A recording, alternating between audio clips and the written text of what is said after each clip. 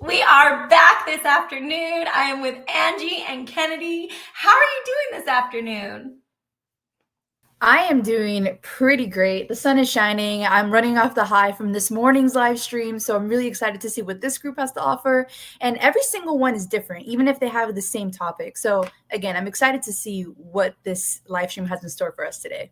We had so much fun this morning, and I'm so excited for this afternoon. We also have a special guest with us. Kennedy, say hello.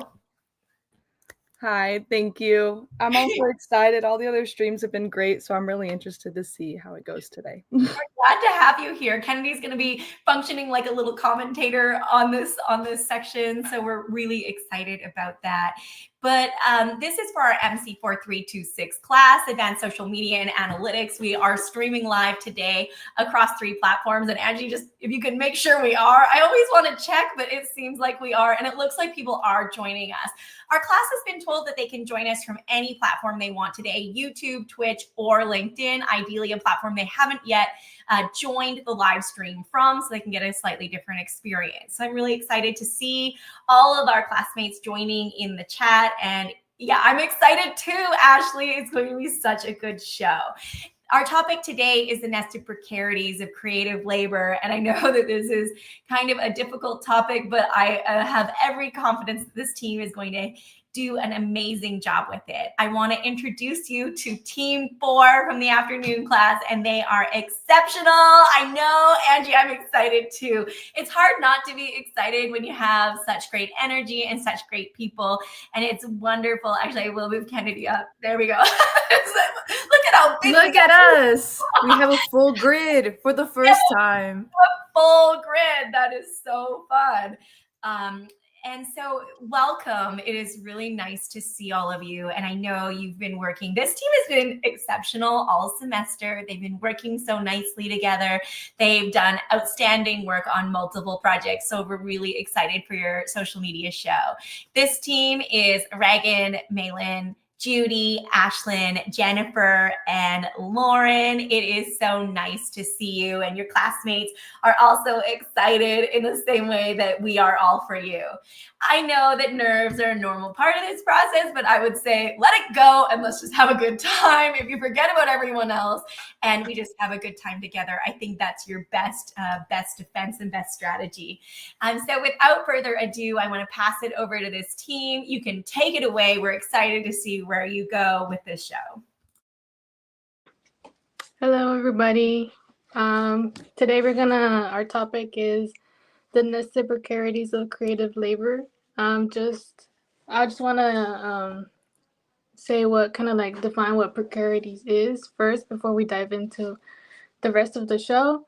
So precarities is kind of like the uncertainty, like risky change that each platform and the content creators go through when deciding like what platforms they want to show or like put their content in. So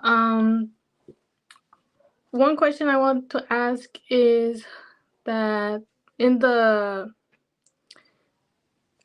in the article that I read, it says that many people use like a Finsta account. So it's like what we kind of like know as a spam account now, and that is where they show like different they share like less polished imagery about themselves and captions with close friends that they wouldn't really do in their like main account. So that's just like a question I want to start us off. Do you want to know if they do it?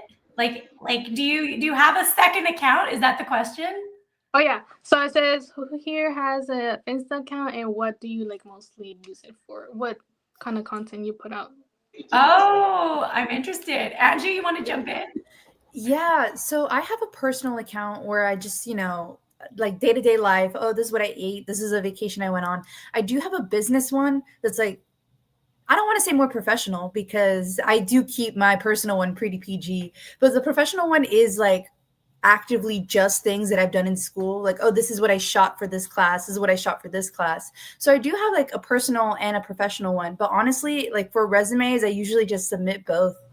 But yeah, there is definitely some catering that I do between platforms and between accounts. I'm not gonna lie, I have so many Instagram accounts. Really? Yeah, a lot of them aren't even under my name. I just really enjoy playing around with it. And so certain ones are different niche topics. And it's just a fun way to kind of be creative with a platform in a way that you don't have to be so polished or in front of friends or family, right? It's just like, it's another persona. How about the rest of you? What do you do? I think like how Angie said, like a lot of people use social media as more of like a portfolio, but I think whenever we're talking about like Finsta, like literally it stands for like fake Insta. So it's like, it's like either like a persona or it's like, you know, not a polished version of like yourself, that's usually like in my experience, because I have one. I mean, people also call it a spam account. But it's kind of like where only your closest friends see that. So it's kind of like, you have your main account for like the aesthetics and stuff, or, maybe for your business or portfolio or something like that. But then you would have your other account for like, oh, let me post a picture of what I ate today, or like, just random stuff like that. So, yeah, I think that kind of helps differentiate a little bit more, or I think that kind of helps it define the Finsta a little bit more. But yeah. Does anyone else have a Finsta? Yeah, I kind of, hopefully y'all can hear me okay, but I have a Finsta, mostly just like for behind the scenes types of photos, and like we said, photos that aren't as polished as like our public Instagram accounts. Gianna said I used to have a Finsta, but I deleted it a few years ago, and I feel like it used to be a bigger thing than it is now. It kind of was like a more rebellious type of thing whenever we were younger. Maybe in high school we were doing stuff we weren't supposed to, but I do think it was more common maybe like a few years ago than it is now. I actually used to have a Finsta, and I actually abandoned it because I haven't used it in years, but instead I actually use the close friends function on my Instagram story, and that's kind of where I post my spam. I've started using that too, but before that feature, I was not. So Kennedy? Yeah, I was gonna say I agree with like the whole how everyone or not everyone, but most people has their personal. Like I have my personal account where I care more about like what my grid looks like, how each photo looks next to each other, and then I have like one for any videos I edit, photography. I have one for my dog. I have one for my random photos that I'm too nervous to post on my main, but I have it on like my private. With my close friends, it's a private account. And then I have my personal that's public. One for your dog? Yes. Like, what Finsta? Tell us more about this. Yes. So my dog, he has about 35,000 followers on TikTok. I run his TikTok account. You have a famous dog. That's not just a dog account. That's a famous dog. Yes. So he's playing right now, so I can't grab him. But I have his Instagram that I run, and I post pictures. I do a lot of stories there, which it seems to like, I think people interact more with Instagram, if that makes sense. TikTok's like you follow, you watch. Instagram, when you follow people, I think it's more like they care about what you post, if that makes sense. Off topic, but yeah, I have like 4 different accounts. Tobias says, I have my personal Instagram where I post photos of myself at big events, but I also have a spam where I post weekly using fun photos I took throughout the week. I still have my old Finsta, but I don't post on it that often. I like never post on it. Me too. I deleted it a long time ago. Oh, deleting things. I never delete anything. I may want to look at it one day. I sometimes will archive things. I love my Finsta. I use it more than my main account. Whoa. Anyone use their Finsta or have ever used their Finsta more than their main account? And why? I do not like using my main account. So for some reason, which I should just make an account with just like friends, I guess. I don't know, which is my Finsta, but where I just post things differently. But I do use my Finsta more because it's just like funny things I can post, not anything serious. Like if I just see something funny that I want to post, I'll just post it and say, this is what I did today. And then just things that I wouldn't want on my main Instagram for everyone to see. I completely get that. I was going to say it's like way less pressure then like the main Instagram, even though it's like a personal Instagram account, it's just like such a big deal, you know? Like the one that goes there is one that everyone's gonna look at and I guess have permission to critique. I feel like with the Finsta or with other ones, like everyone knows that it's not that serious.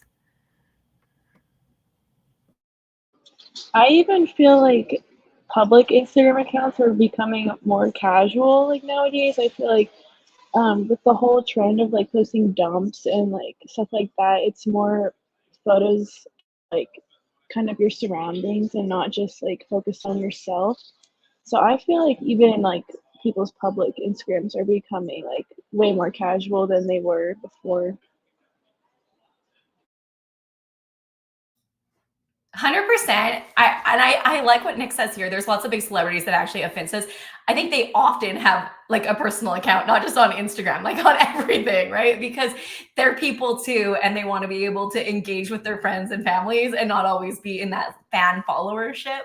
And then Marco says, my Finsta has like 70 followers. It's very limited.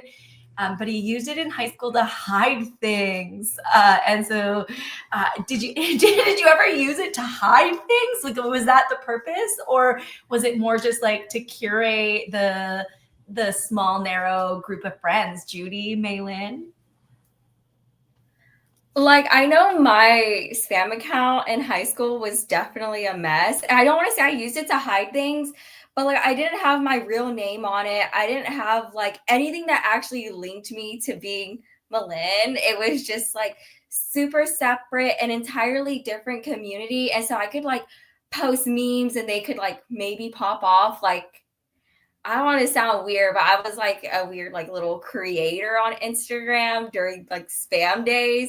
And so we would have like weird, like Instagram live streams where we would beef with each other. Like it was crazy and weird, but like it was definitely more hidden. Like no one in my actual real life, like none of my art, like in real life friends, like knew about this. So it was definitely a lot more secretive and I don't know. That was a fun part of my life for sure. And Judy, any experiences? And if not, we can start moving on to the next segment. I was going to say mine was like senior year, kind of early college. This was like 2017, 2018. And like, I wouldn't say I hid anything on there. It was just things I wouldn't want my parents to see because I could cuss on there. That was pretty much it. Like I wouldn't want my grandma to hear me talking like that. You're with Tobias. He's like too many family members. They don't need to know what I do in college. Well, like I still had my brother on there, like so I wasn't like hiding anything necessarily. I just felt like I could joke on there more. That's it. Nick says it's interesting though that we've been made to feel like we have to uphold a certain image so much that everyone makes a separate account so that they can actually show their true personality and self to others. What do you think about what Nick just said? I completely agree. I think I am all for making our Instagram more casual, more real. I mean, I feel like we should be able to show our personality more on like our public pages and not have to keep that side of ourselves private.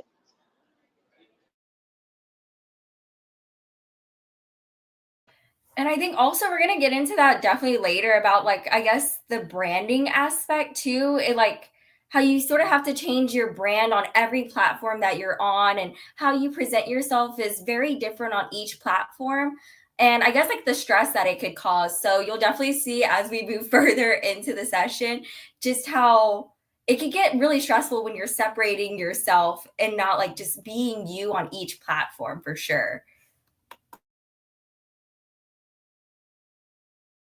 Okay, well that's okay. So now we're gonna start off or move on with Maylin. Just kind of talk about different like examples of how different influencers go through this process. Yeah, well, I want to start off with like the TikTok ban. And I know we've been talking about the TikTok ban. I know it's tired, but it was actually supposed to happen, I guess, like literally a few days ago. I think it was 2 or 3 days ago. And shocker, it didn't happen. I know, big whoop. But of course, every time TikTok is going to get banned, we see a bunch of creators literally go haywire and talk about, oh, I'm moving to Instagram, follow me there, which I literally love. I love the chaos for sure. But I do think it's important to note that as I was researching this New York Times article, we saw that we actually did almost have a deal with China. They made a deal with the American government saying that only 20% of Chinese investors would have a say in the company, and 50% would be American investors, and then the rest would be just like other like little investors here and there. But then, of course, the tariffs happened, which was really interesting for sure. But after the tariffs happened, China was like, no, the deal is completely off the table. What you thought was going to happen isn't going to happen. And Trump decided, okay, whatever, like 75-day extension again, which is like really interesting. And I'm not sure like how you guys feel about this, but while I was looking into this, I'm like, the subject of a TikTok ban has been going on for nearly 2 years. And honestly, nothing has happened. I guess I have a question for the audience. Like, do you guys take these things seriously? Like, do you guys ever like actually get stressed out, or do you just sort of assume like TikTok is always going to be here? Because after doing more research, I'm like, oh, we could just do an extension if we want. Like, we could just keep doing extensions. No one's going to care. Like, we still get to do whatever we want. Furthermore, I wanted to get also into, I guess, like, hold on, let me make sure I have this right, because I don't want to like missay anyone's names, and I'm trying to get her name right. Do you guys know Michaela? She's like this makeup TikTok creator. Okay, so we do know her. We'll see as we get further into her article. If you guys remember when she was like, try being an influencer for a day. And she has like she made like this entire big TikTok thing. And I want to just focus on, I guess, her, like the pressures that are put onto influencers. Like we saw them acting crazy about the like idea of a TikTok ban. And I think it is valid because a lot of these creators really do rely on social media. It is their full-time job, which is something we haven't seen fairly like recent. Like this is a fairly recent new thing, you know, being an influencer as a full-time job. And you know, we can laugh about TikTokers like going crazy over the idea of a ban, but in reality, this is their livelihood. And the algorithm is always changing. In reality, the app could just be completely taken away, which means you just have no job. And I just also am curious, like, whenever you guys hear influencers complain about, you know, being an influencer, do you guys feel sympathetic, or do you mentally roll your eyes and think, girl, just get a W-2, like work the 9 to 5? Because I know before I was doing research, I definitely was like, just get the 9 to 5. Like, it's okay. Like, work like the rest of us. But I will say, like, as I was doing more research into, I guess, like the recent social media news, there is this creator that I really like, Becky Jones. She has 1 million followers on TikTok, but on March 14th, she stated that she was going to be leaving the platform, citing mental health issues. This is, I don't know. I don't want to do too much of a deep dive into her, but 4 years ago, she started her channel and it was primarily food content related. And then we noticed that the comments became a lot more, I don't want to say entitled, but that's really what it came down to. It was people felt very entitled to know about her health decisions, what's going on in her personal life, her fitness journey. The comments were just incessant. It just kept going on and on and on. And in her last TikTok, where she said that she was leaving the platform, she did say it was the comments. Like, it was people feeling entitled to her as an entire person. They saw her completely as a brand. And so she just decided to do a full step back, even though it means like a complete loss of income. It became harder for her to show an image that just wasn't her. Like, she went from making only food content to having to implement fitness content because people were just weight shaming her the entire time. And I think it's important to have sympathy towards influencers when you look at it from that way, because these are real people and they can try to change their brand. They can try to appeal to the algorithm. They could try to, like, I guess, expand their audience and change the content in order to get the audience. But it really does take a toll on the average creator. Like it on the average person, this would take a toll. And of course, like with Michaela, try being an influencer for a day and she got canceled, like it was bad. And I was there. I was like, girl, you are crazy. But it is like when she was describing her schedule, I mean, you wake up, you make content for 12 hours. Like you have to have a video every single day, because TikTok, they will explain that to you. Like if you don't post every day, they're not going to push you into the algorithm. Your likes and comments will decrease. Your visibility will decrease. All of these things are actively happening, and it would pressure you to post every day, to always be thinking about content. And I know sometimes it's hard to care about them. Play with products or talk about your life, but it is very serious. Like it is a serious issue. And of course, we see how the algorithm is very fickle. We've seen huge creators on like the YouTube sphere, which is a little bit older than TikTok, well, quite a bit. But I'm not sure if you guys remember Dramageddon, like whenever Tati, Jeffree Star, James Charles, all these people were getting canceled. But we saw Tati Westbrook, a prominent creator there, gain 1 million subscribers in one day, which was the largest subscriber increase we've ever seen in YouTube history. And you see that the algorithm just doesn't care. The algorithm will forget about you. She only gets 20,000 views per YouTube video now, and has since moved to TikTok, where she does like little live streams to show like random TikTok shop products. And I think it's just important to really realize that like the algorithm does not care. The algorithm is constantly evolving, and you can easily be forgotten. And so I guess we do have to feel a bit more sympathetic to influencers in that sense, because none of our jobs will ever be that like, reliant on a computer, on an algorithm deciding that we're relevant. Do you guys have I know it's sort of a lot of information, but the algorithm is a lot of information. The algorithm is really scary.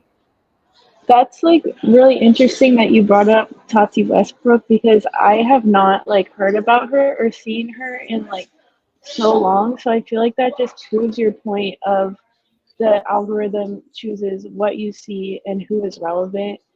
And I think that it is important to realize that these influencers are humans too. They go through the same emotions, the same insecurities that we do.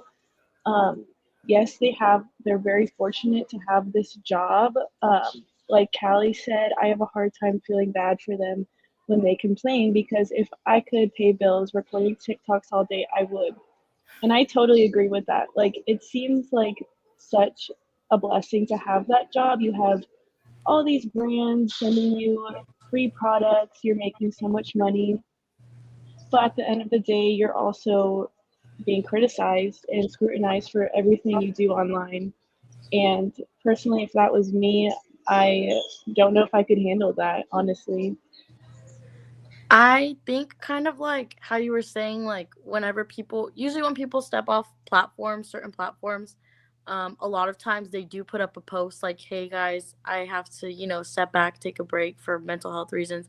I think that's insane. I think that it's crazy that people have to explain themselves when they have such a huge platform like that.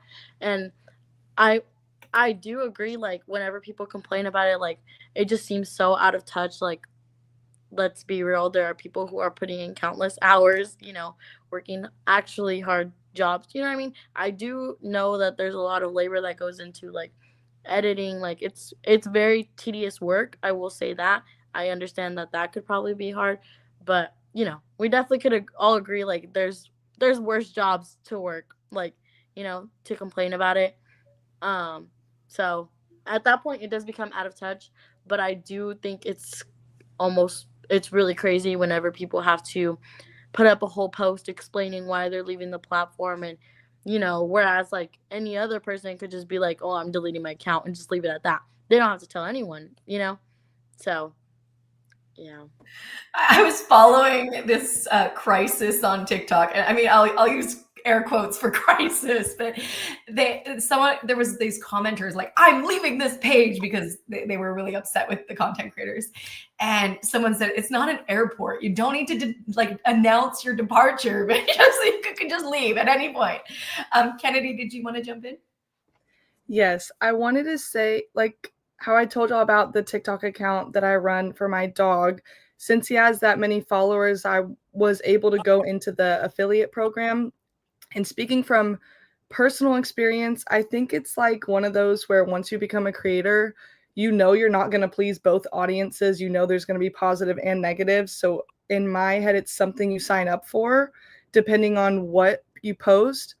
But when I got into the program, I mean, it was a bit overwhelming just because what research I did, it was like to be able to get into the algorithm, like she said, you have to post at least like 3 to 4 times a day. You have to find what content to make. And then there's all these requirements they have now for payments where it's like it has to be over a minute long. It has to only be based off the recommended views, and that's how you get paid. And I feel like we see influencers as they get an easy job because they get easy money, which is unfair. Like some people work way harder and they don't get paid as much. I'm not sure, that's a whole different thing, but like that's something everyone knows is unfair. So I don't really know how to like explain what I'm saying. It's just like based off personal experience, that's what I've learned from it. Like there is still work in it. We just know they make money and how they show their life, it seems easy, but there's more behind the scenes. I would argue it is a full and hard job. I think those who do a really good job at it are not showing you the struggle. And the reality is that the people who are trying to get to that phase have probably worked 40, 50, 60-hour weeks without any pay for a very long time before they start making any money. I mean, there's the odd person who seems to get lucky. But even some of them, it's like Little Nas, for example, right? Like he built up a TikTok following, and that's what made him famous. But that was years in the making. That was not like a one-hit wonder. That was I'm slowly building an audience and learning how to use with the platform vernacular on TikTok and adjusting to it as it is adjusting to the content creators. But Kennedy, I'm curious if you can speak, or if anyone on the team can speak to the constantly changing dynamics of these creator funds. Like they change the name, they change the requirements, they change how much you're going to get paid. They're not the same from platform to platform. Like this is an area of enormous instability for influencers. And in fact, it's a reason that some of them, some people have moved from Twitch to Kick, for example. Like they just make a lot more money on Kick. So they've moved their audience there. And so I'm just curious what people think about this idea of sort of precarity within the creator environments on these platforms. Yeah. So based off of TikTok, it was either like you get paid for, there's TikTok Shop Affiliate, which is where like you can request free products and you have to post and meet the requirements for that video and that product that you can make commission off of, like if they buy it off of that video that they saw. And then there's others where it's the minute long requirements that has to be based off the For You page. So it's like, I guess you pick and choose which one you want to follow. There's also the requirements like 1,000 followers, you have to reach 10,000. I think 10,000 followers is for the TikTok Shop Affiliate. And I think it's 1,000 to go live, where people can also make money off of live. And then you look at Snapchat, where I follow some big creators, and it's like all the clickbait they have is to get you to click on there because each post they make a certain amount of money. And I'm not sure if Instagram pays, but it's like looking into how the best way you can make money and better for yourself is like which social media platforms you will go on. And then, like you said, using, I think Lil Nas as an example, it's like, I think TikTok is the easiest way to build your popularity. That's if you get the chance to have a viral video. And then once you have that, I think that's like the easiest way to get out there now. And then you can start building the other platforms and show those platforms on TikTok. Like, follow me here, follow me here. all that type of stuff. Thank you. Judy, did you want to jump in? Yeah, you mentioned Kick. People still use Kick. That is such an old app. That I'm really showing my age here. It had a resurgence. I feel like this is the app that comes up and then goes down and comes up and goes down. But they made this play about a year, maybe a year and a half ago. I think it was only a year ago, where they undercut Twitch's creator fund. So they were going to pay them more for less viewers per stream. And that is what moved a lot of huge Twitch streamers over to Kick, which really kind of vamped its popularity. But I agree, like it wasn't even on my radar until I started noticing people moving their Twitch audiences over there. I just didn't know that. I kind of wanted to go back to what Kennedy said, like when she mentioned the lives. So there's also a lot of controversy with like making money from lives. I know a lot of y'all know who Ash Trevino is. Yeah, I know a lot of people have probably the same idea of her. Like they're like, you know, they don't know how she makes money. And then a lot of people also judge the way that people use their money on social media, because obviously like most people will post like, oh, this is what I got, and then they're like, oh, that's why we're giving you views, that's why we're giving you likes, that's why we're paying you, like, you know. And I go back to Ash Trevino because everyone's saying like, oh, you need to buy beds for your kids, and she won't. But I think it kind of leaves the question like, who are the kinds of people that support those kinds of people? And I think that's where the controversy comes in, is like, you could just literally do nothing on live and make money like that, and then whenever people complain about it, it's like, you did nothing and we gave you money, you know? So yeah. Thanks, Lauren. Do we want to start moving it along, Reagan, and then we can maybe start moving it? Yeah, this actually leads perfectly into the article that I covered, because it kind of like goes over the same things we were talking about.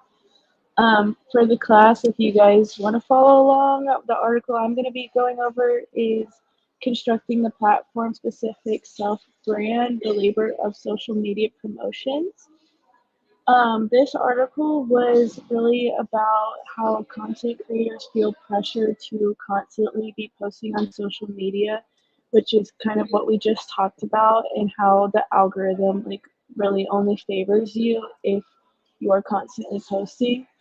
And it also dives into how this can affect their well-being, their creativity, and their career as a whole. It also shows that followers or their fans expect these creators to always be on all the time. If they see them out in public or just anywhere on social media, they have to have this persona that they always portray.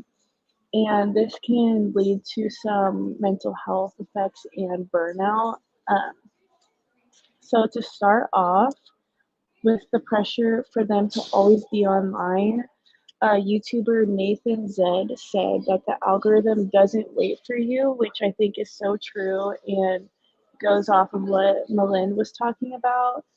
Um, I think it's interesting, and it highlights a viewpoint that a lot of us like probably don't think about if we're not content creators.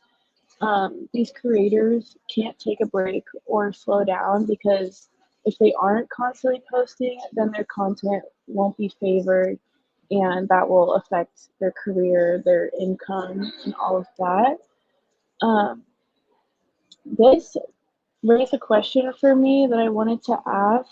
Um, do we think that this career is sustainable in the long run? Because personally, for me, I don't feel like this is a sustainable career, just of like based off of the mental health effects that it can have on a person. And it just honestly sounds very exhausting to me to always have to be on like 24/7 and never have that privacy that a normal person would have. Does anybody in the group have any comments on that? Is this a sustainable career? Yeah, I don't think personally I consider it like to be sustainable. I think just because there's times where you shine more than others, and sometimes people might get like bored or just lose interest in like the content that you're putting out. You can like, as a content creator, I feel like you could try and stay always relevant with keeping up with like trends and just doing everything in the favor so that you're put out in the algorithm for people to see you like on TikTok on like their For You page and stuff. But I think like when I think it has like a negative mental effect whenever you're not getting those views you want, and I think that just negatively affects you. I think we could also kind of use like the TikTok ban to kind of like, realize like it's not necessarily the most stable career. But then again, when you think about it, like if you think about the fact that things are always like evolving and changing, which is the whole thing of social media, because at one point we didn't social media was not something that was popular or even really much of a thing. Um and there weren't as many platforms as there are now. So when you think about people that are big only on certain platforms, like what do we do when that platform is removed? Um, and that was a huge question that people had with the TikTok ban. I'm not sure that there's really any more influencers that are only big on one platform, but obviously some people have a bigger platform on TikTok than they do on Instagram, or on TikTok than they do on Snapchat. So I feel like when you consider those factors, um, it's it's not consistent. But regardless, I feel like when you think about it like that, what kind of careers are stable and stuff, you know? I agree. I think it would be really hard to do that as like a sustainable job just because like I do think it is a lot of work over time, like between editing, the content uploading. I talk about it in my article a little bit, but the trends, the algorithms, the constant posting, I do think it's a lot of work. And so like if you wanted that to be your career for like like an ample amount of time, I do think it would be hard and a lot like of work. Yeah.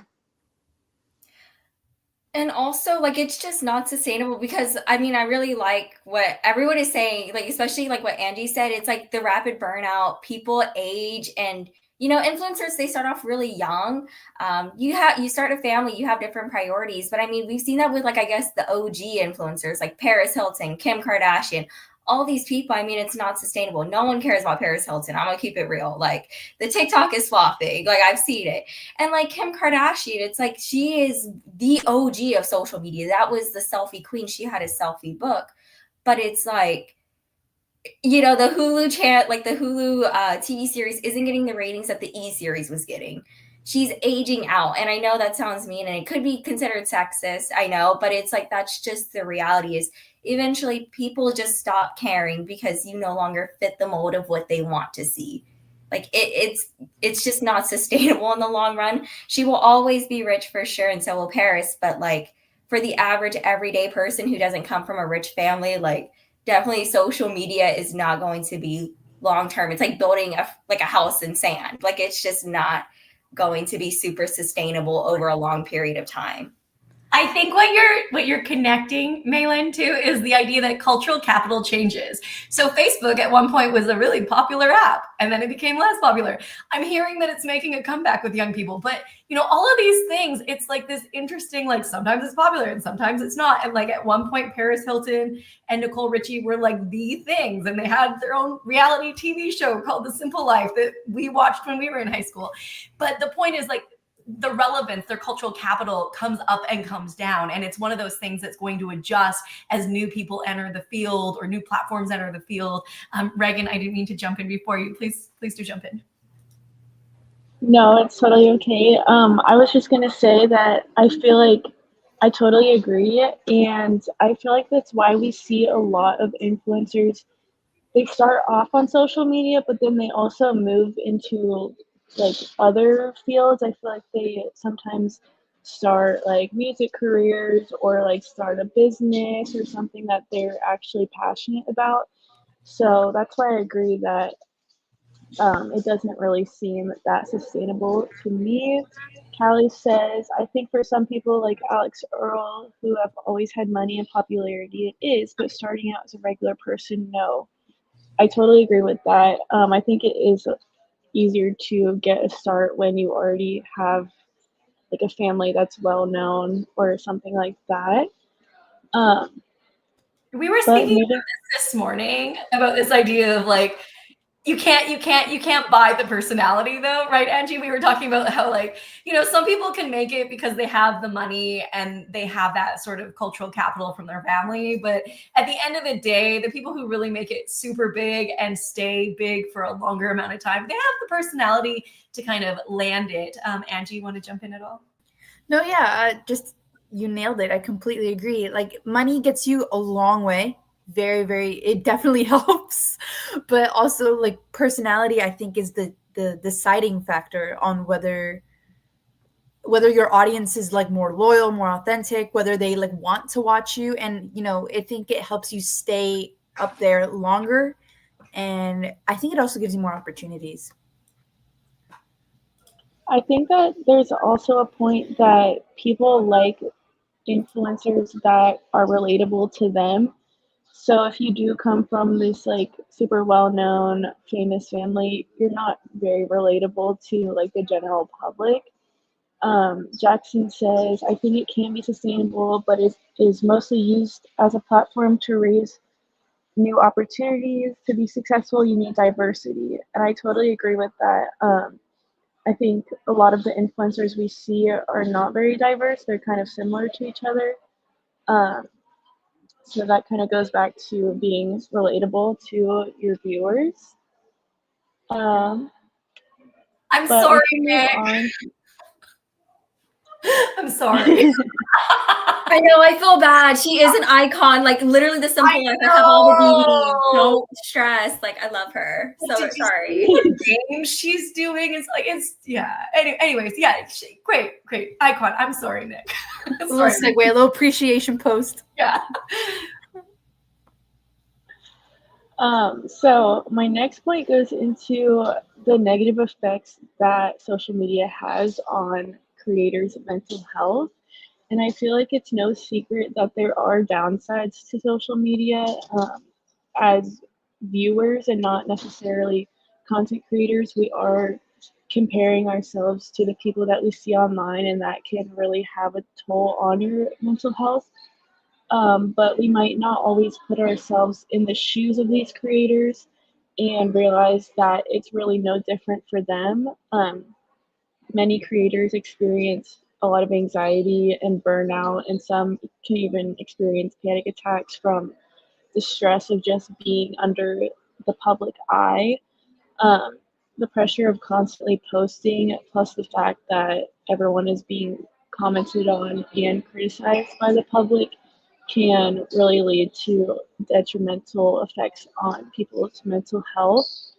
Um, I feel like maybe people like the Kardashians and stuff, like they're kind of used to it, but when you think about people that kind of were just living normal lives and then all of a sudden they blow up and now like they have millions of viewers, I think we don't really take into account how that can affect their mental health.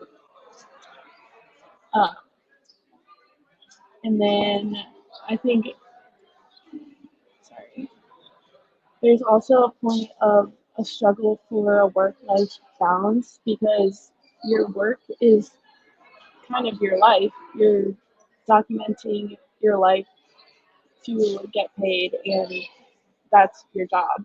So it's kind of hard for some creators to separate the work from their life. Um, in the article I read, a TikToker mentioned even when I'm not filming, I'm thinking about filming. So it's like that idea that it kind of consumes their mind.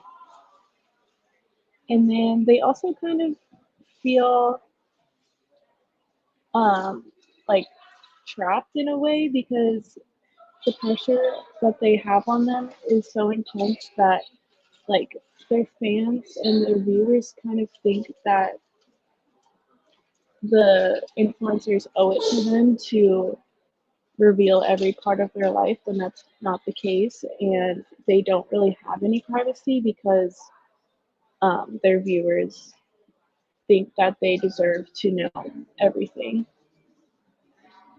And I think that when influencers do try to set boundaries, it may not go over so well, and that may lead to more criticism and comments from people. Another influencer in the article said, I tell my followers when I'm taking a time off, if they don't like it, that's on them. And I think that's kind of goes into the setting boundaries point. I wanted to know, like, what do you guys think whenever you see maybe your favorite influencer or an influencer that you like tell you that they're taking time off? What are your views on that, and how do you feel about that? I think what you're touching on is really important in terms of like a parasocial relationship that a lot of like the audience seems to have with these influencers who they literally do not know.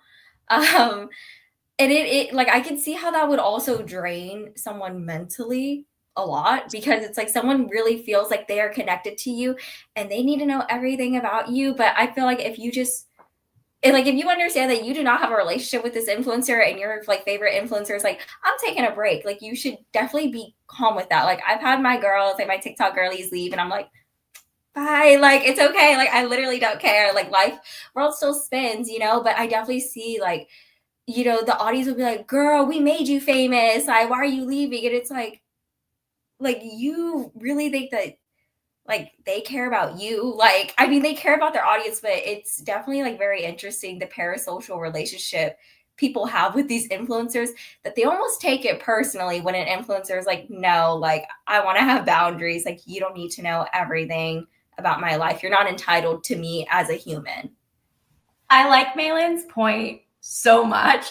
And I think there's a layered aspect to it where there's this audience expectation, and the influencer or creator doesn't have to tell you why they need a break. You know what I mean? That's not their responsibility. And if they need a break, they need a break.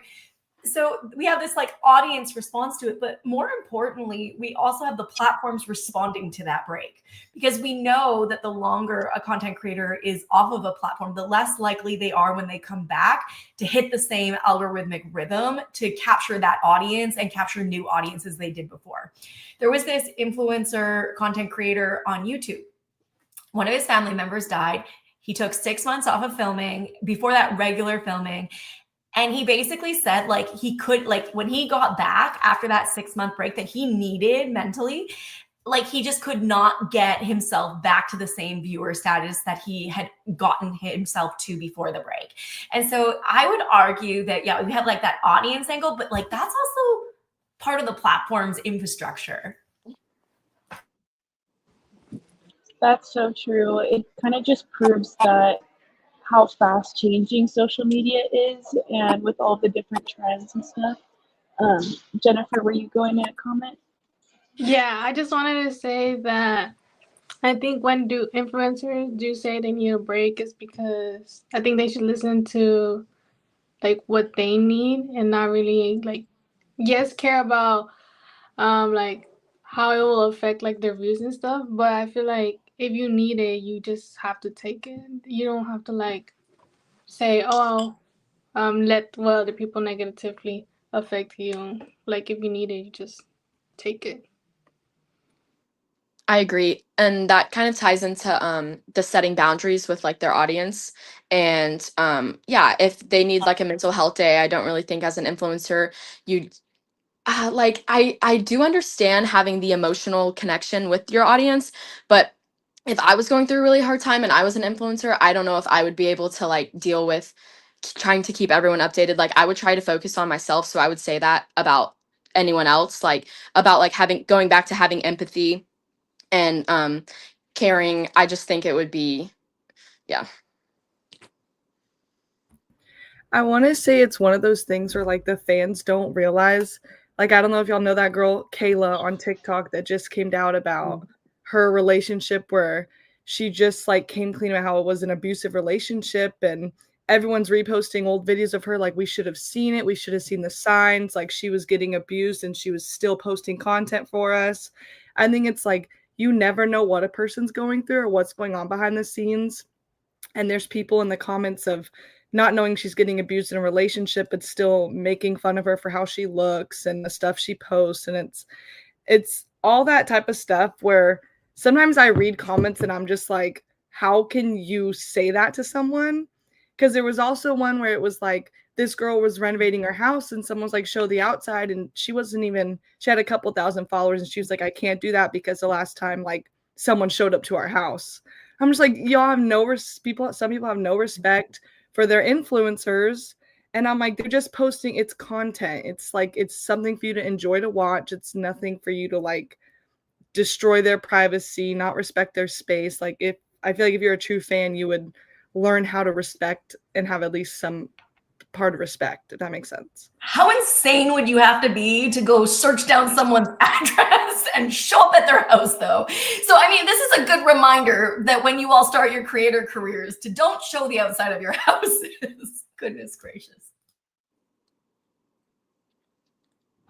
Yeah, I agree. And going off of what Marco said, I think people get mad when the influencer isn't sharing each piece of their life and say, we made you famous or we pay you, is a crazy industry for sure. I think that is absolutely absurd, that some fans just feel like they're so entitled to everything about someone's life just because they share some parts of it online. People have to understand that there's a lot that you don't see, and saying like we pay your bills or something is like kind of crazy, taking like ownership over that person.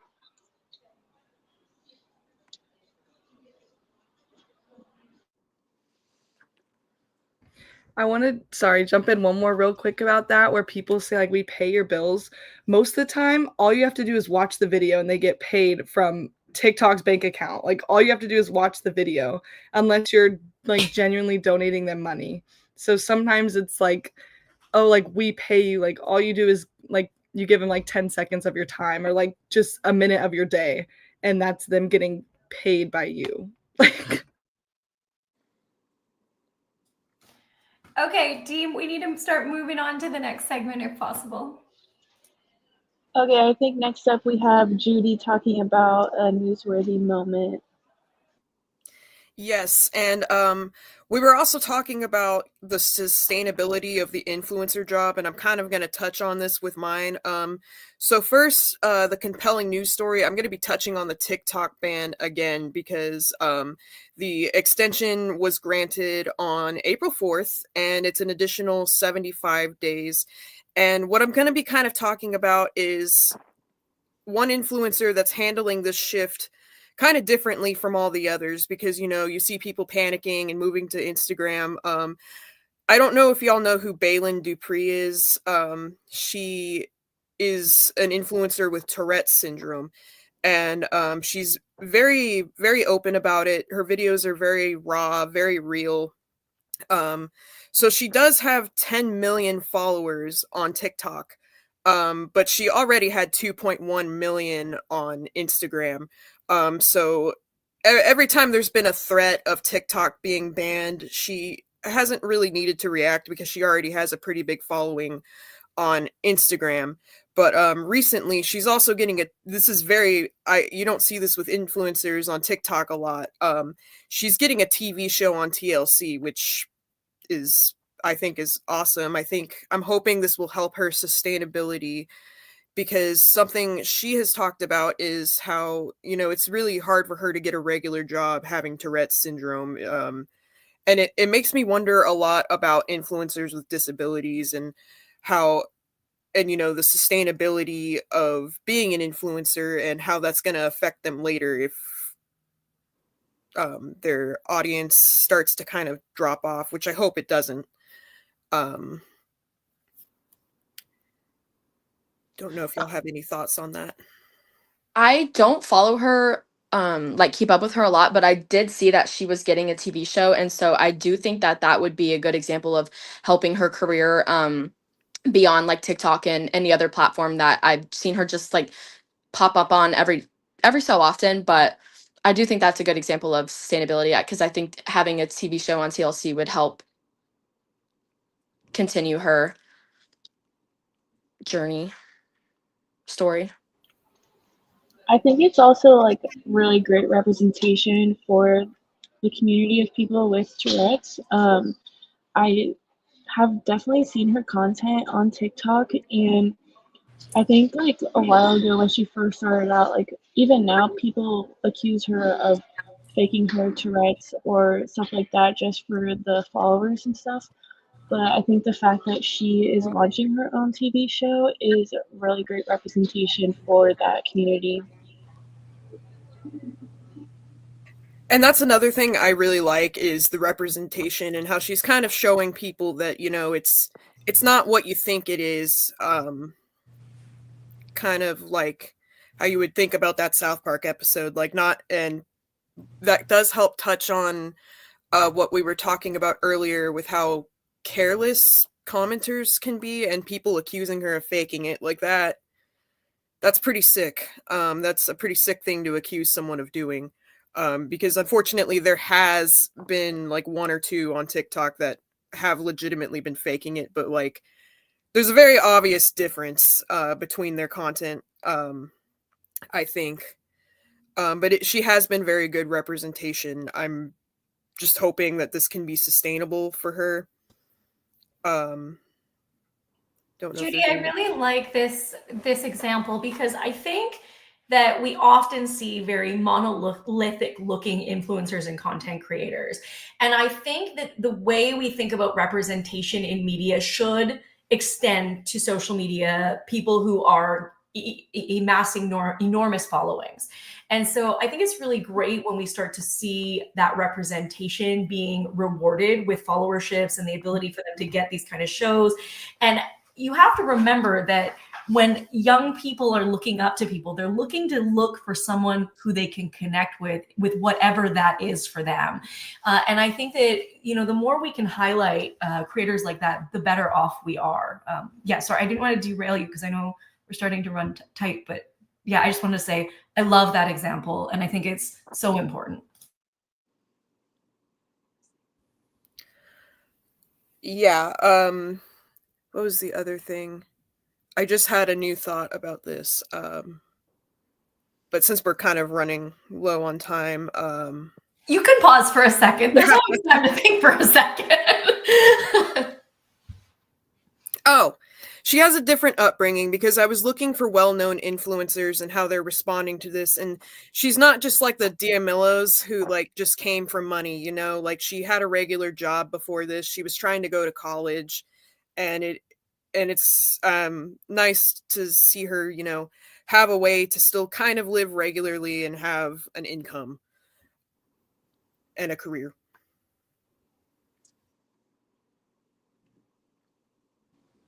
Yeah. Okay, I think we're ready to move on with Ashlyn. She's gonna be talking about the next article. Yes, so my article covered, it was the nested precarities of creative labor on social media.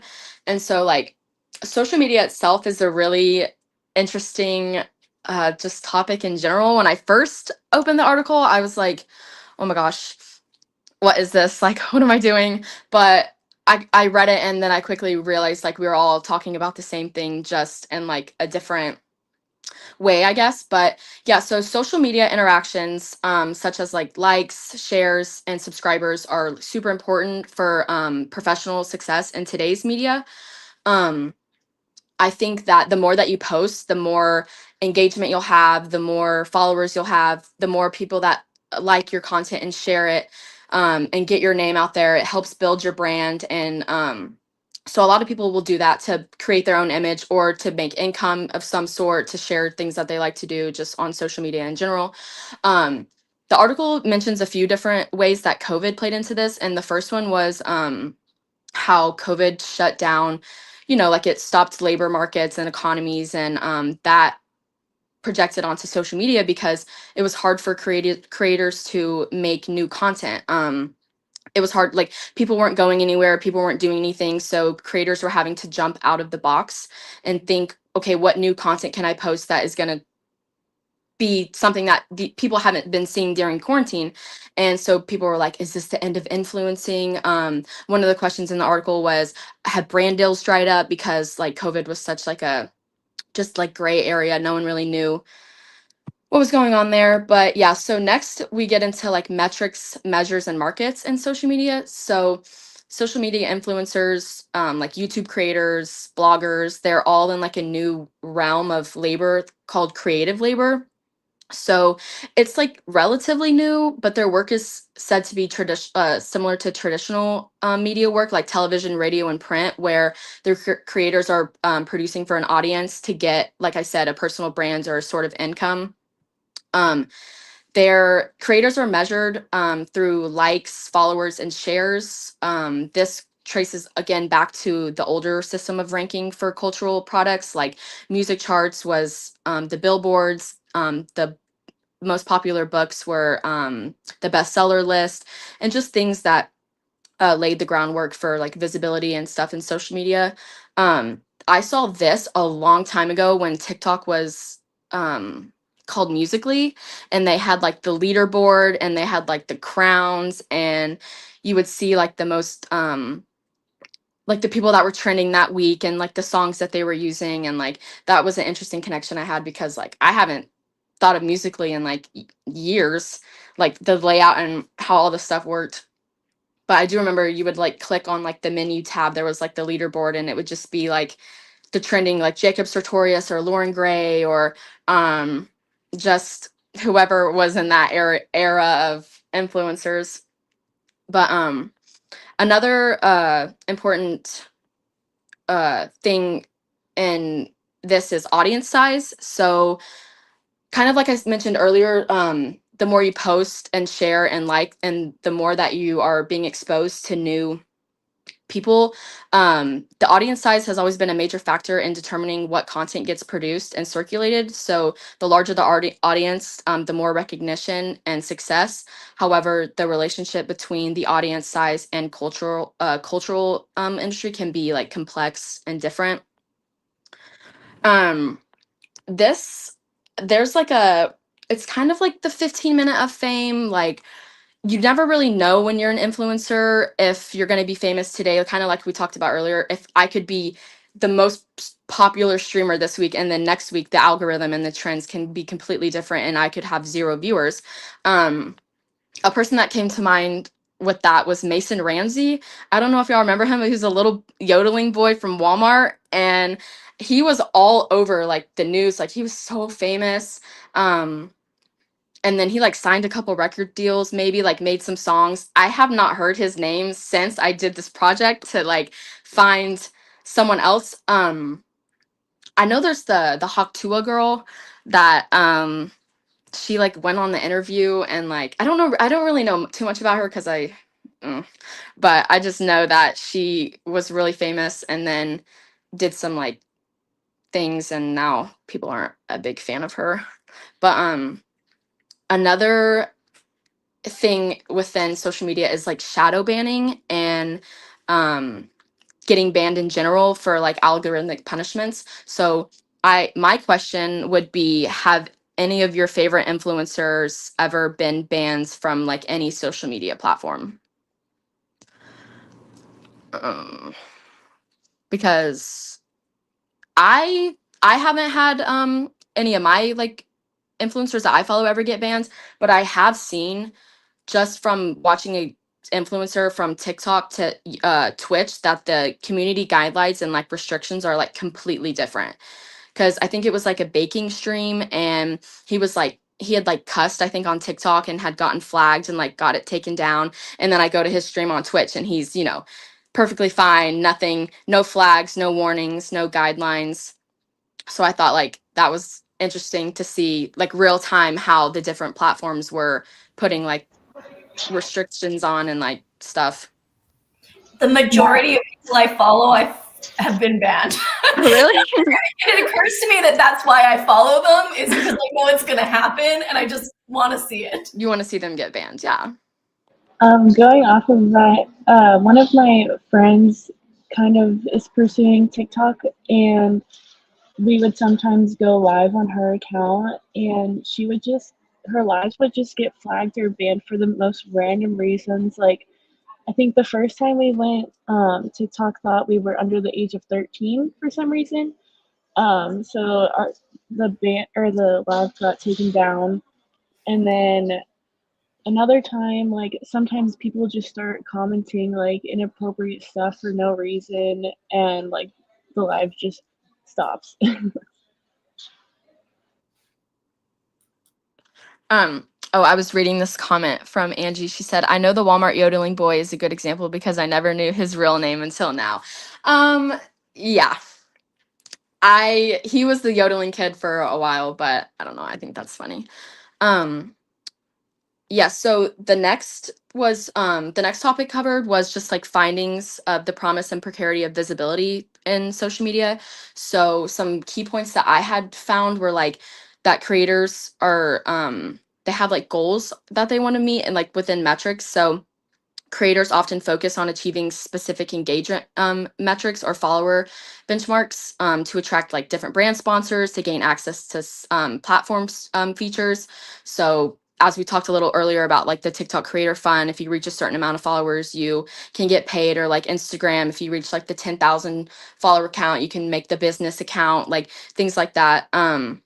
Some creators have bought their followers to try to meet the threshold, highlighting like the pressure to boost visibility and competitive nature within the platforms. Um,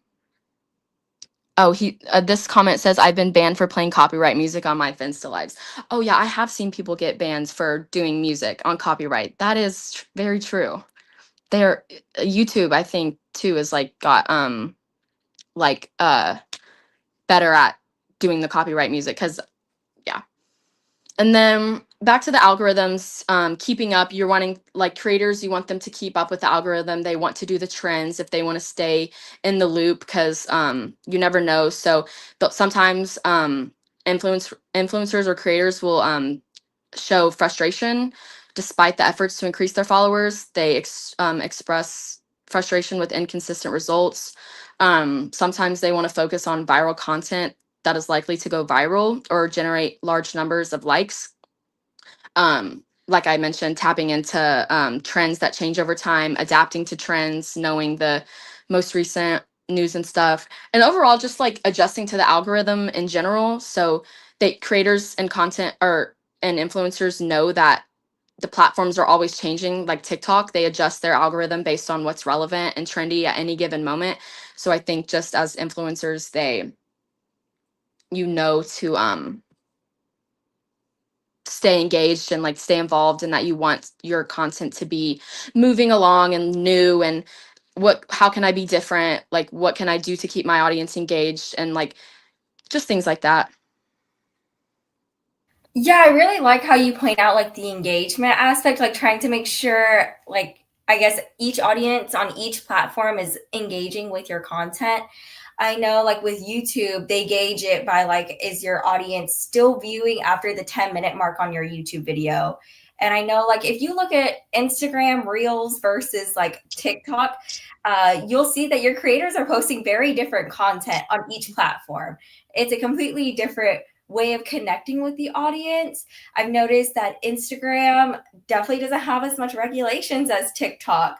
So I've seen some really crazy, interesting things on Instagram versus what TikTok creators are posting. TikTok gets away with like a lot of things, but not as much as Instagram, I think, because Instagram Reels are still fairly new. But yeah, like it's very interesting how each influencer will make different content for each platform just to try to keep as much engagement going as possible. Yeah. I've also noticed from that like certain view time that you have to have in order to get paid, a lot of influencers will like do some rage bait, and they'll do like a whole long video of them making something, doing some sort of transformation, and then at the end like they won't even like show the final product.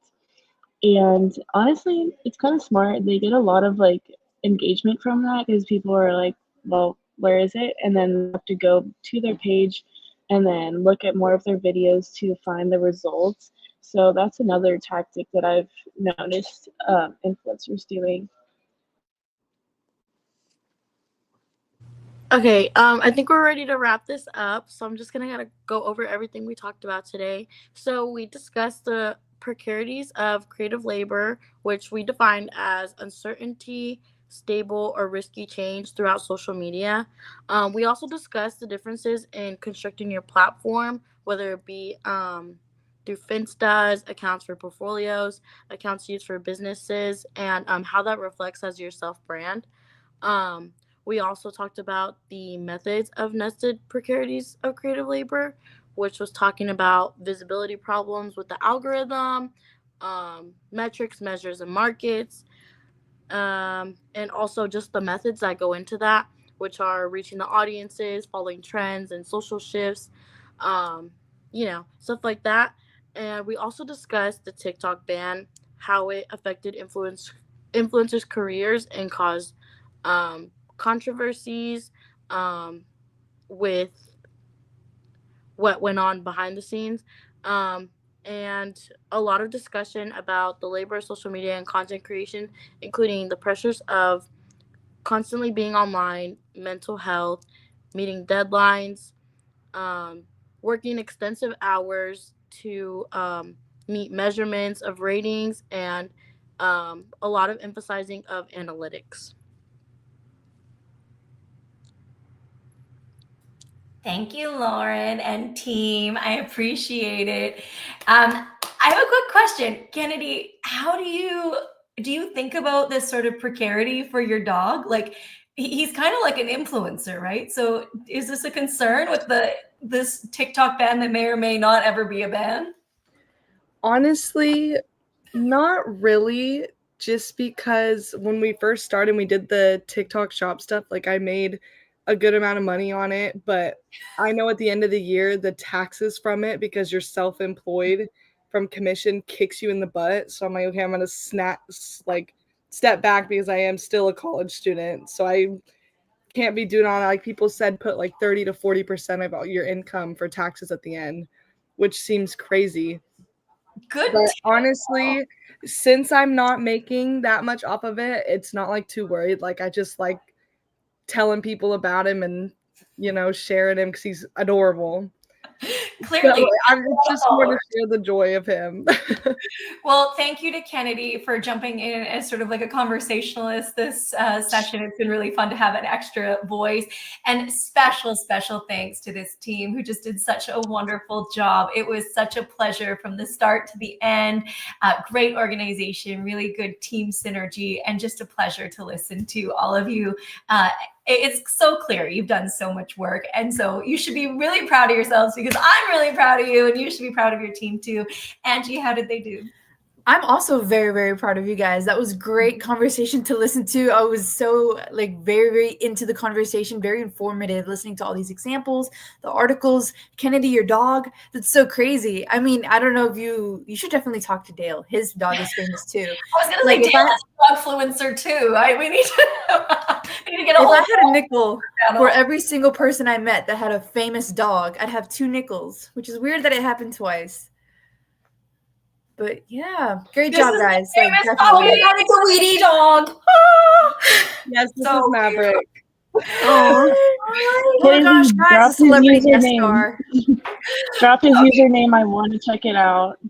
Yeah, you should put her username for, well, we're not supposed to encourage that platform, but username so that people who do want to can in the chat, and I'll quickly ping it. But I just wanted to quickly go over a little bit for the class. It is our Wednesday, which means we're moving into our weekend. You have a social media lab due on Sunday at midnight as per usual. Your lab is going to be linking to your final project in the course, which is that portfolio that you're going to be building. And like I said earlier this week, and if you look at it, it's all stuff you've already done. You're really just assembling it into something that you can share and potentially use when you're applying for jobs or internships this summer. I've been posting them in the WhatsApp chat as I see them, because I know people are like, I want an internship or a job. So the first step of the social media lab is really like the scaffolding to start into that portfolio assignment. So imagine that it's kind of like 2 for 1, and take a look at that final project, portfolio project, and then come back to the social media lab. I'm going to just very quickly give a little shout out to the famous dog. I want you to know I'm so proud of you, Team 4. You did such a wonderful job, and we hope you have a beautiful weekend. Bye, everyone.